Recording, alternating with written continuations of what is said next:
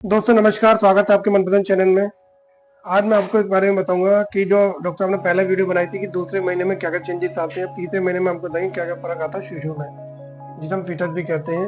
इसमें पता चलेगा बच्चे में क्या चेंजेस आती है और माँ में क्या क्या फर्क आता है। तो इसमें थोड़ी सावधानी भी माँ को बरतनी पड़ती है। इस वीडियो को थोड़ा ध्यानपूर्वक देखिए, कृपया करके स्किप ना करें। और वीडियो को हम स्टार्ट करते हैं। अब देखिए आप वीडियो में क्या क्या मैम बताते हैं। आपको गर्भावस्था के लक्षण जो होते हैं पहले और दूसरे के पार्ट 2 में आपको हमने बताया था। पार्ट 3 में आपको बताएंगे तीसरे महीने के गर्भावस्था में क्या क्या लक्षण होते हैं, बच्चा जो होता है वो कितना वजन का हो जाता है, कितना बड़ा हो जाता है। तो इसमें हम आपको बताते हैं कि गर्भावस्था का जो तीसरा महीना होता है 9 से 12 हफ्ते का होता है। ये जो फर्स्ट ट्राइमेस्टर जो होता है उसका आखिरी कहते हैं चरण होता है। इसमें क्या रहता है, जो शिशु और क्या कहते हैं माता के लिए तीसरा महीना जो होता है काफी महत्वपूर्ण होता है, क्योंकि इसके अंत तक हमें ये पता चल जाता है कि जो गर्भपात होता है वो नहीं हुआ है। तो ये माता पिता के लिए, कई माता पिताओं के लिए ये काफी कहते हैं राहतमंद होता है जब तीसरा महीना लग जाता है। फिर हम बताएंगे अब इसके बारे में शिशु की देखभाल। ठीक है, शिशु का जो विकास है, जो उसकी हमें देखभाल कैसे करनी है, शिशु का जो बेबी है उसका डेवलपमेंट कैसा हो रहा है। तो पहला पॉइंट है उसके आकार और वजन का। तीसरे महीने के जो लास्ट होता है, अंत तक जो होता है, जो शिशु का जो लगभग जो साइज होता है वो 7.5 से लेके 10 सेंटीमीटर यानी कि कहते हैं 3 से 4 इंच तक का हो जाता है। और उसका जो वजन होता है वो 28 ग्राम यानी 1 आउंस के बराबर रहता है। दूसरा पॉइंट होता है अंगों का निर्माण। इसमें क्या होता है, इसमें इस दौरान जो भ्रूण जो होता है काफी तेजी से जो अपनी विशेषताएं होती हैं वो विकसित करता है। मतलब इसमें चेहरे की जो संरचना होती है, जो फेसेस के जो हमारे फीचर्स हैं जैसे आंख, नाक, होंठ वगैरह, ये अपना आकार लेने लगते हैं। और जो क्या कहते हैं, जो हमारे छोटे नेल्स होते हैं और जो पैरों के नाखून होते हैं, तो उनका भी कहते हैं काफी विकास हद तक होने लगता है। अन्य विकास में ये है कि जो ये नाखून वगैरह होते हैं वो तो डेवलप होते ही होते हैं, लेकिन उसके साथ जो प्रजनन अंग है यानी जो रिप्रोडक्टिव पार्ट होता है वो भी डेवलप्ड हो जाता है। ठीक है, काफी हद तक जो होता है रिप्रोडक्टिव पार्ट जो होता है वो तीसरे महीने के आखिर तक वो डेवलप हो जाता है। फोर्थ पॉइंट है हलचल। इसमें क्या होता है, बच्चा जो होता है गर्भ में वो घूम तो रहा होता है अपने, वो हलचल तो होता है, लेकिन वो उसका साइज ज्यादा छोटा होता है, तो इसलिए अक्सर माताओं को महसूस नहीं होता है तीसरे महीने तक। लेकिन जो तीसरे महीने में जो गर्भाशय में जो बच्चा होता है, जो शिशु होता है, उसमें हलचल आ जाती है। आपको बताऊंगी कि माँ में जो शारीरिक परिवर्तन क्या होते हैं, क्या लक्षण होते हैं। जैसे कि पहले और दूसरे महीने में मॉर्निंग सिकनेस जो होती है वो ज्यादा होती है। मॉर्निंग सिकनेस का मतलब होता है कि सुबह में क्या कहते हैं ज्यादा जी मिचलाएगा या उल्टियां आती हैं। तो जो तीसरा महीना होता है इसके अंत तक और तीसरे महीने जब लग जाता है, इसके बीच में जब बीच तक जब महीना जब पहुंचता है, तब भी क्या कहते हैं जो मछली वगैरह होती है, उल्टी वगैरह काफी हद तक कम हो जाती है। थकान जो होता है, जो ब्लड सर्कुलेशन होता है वो बराबर हमारी बॉडी में बढ़ रही होता है, तो जिसकी वजह से थकान जो है वो महसूस होती है।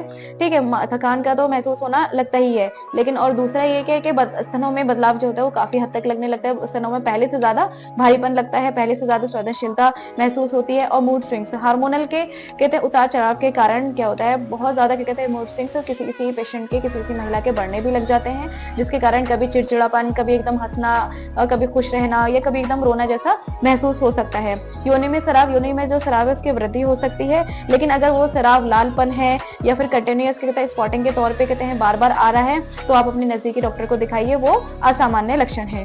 पेट में खिंचाव, पेट में क्या कहते हैं दर्द की जगह खिंचाव से महसूस होता है, हो सकता है नाभि के निचले हिस्से में, जिसकी वजह से क्या कहते हैं आपको उसमें बस ज्यादा कुछ नहीं करना है, उसमें आपको आराम करना है। पैरों के नीचे या फिर कहते हैं टांगों के बीच में तकिया लगा के अगर आप आराम करोगे तो आपको पेट में जो खिंचाव हो रहा है या फिर भारीपन जो हो रहा है वो काफी हद तक कम महसूस होगा।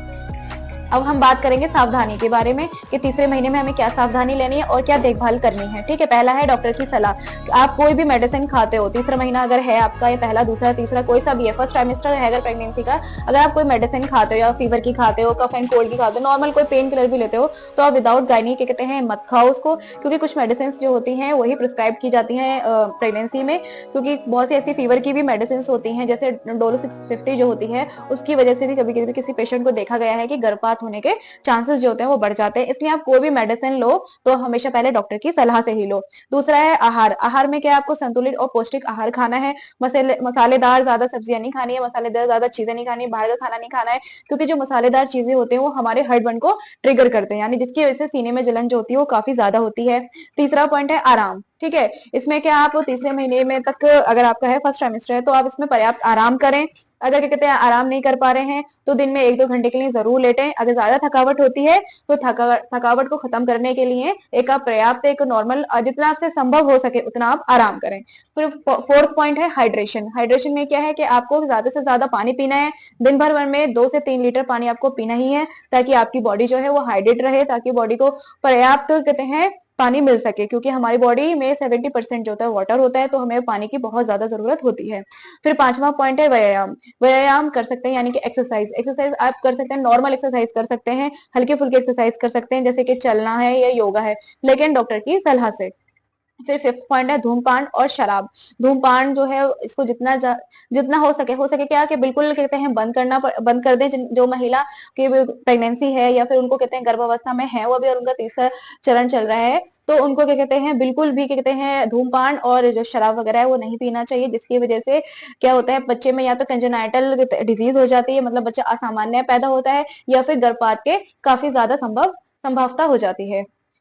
डॉक्टर साहब आपका बहुत बहुत धन्यवाद, जो आपने हमें इतनी ज्यादा अच्छी इन्फॉर्मेशन दी, जिससे माँ के लिए पता चलेगा और बच्चे के लिए पता चलेगा। माँ की सावधानी के लिए का भी ध्यान रखना पड़ेगा कि माँ को क्या क्या खाना है, क्या क्या पीना है।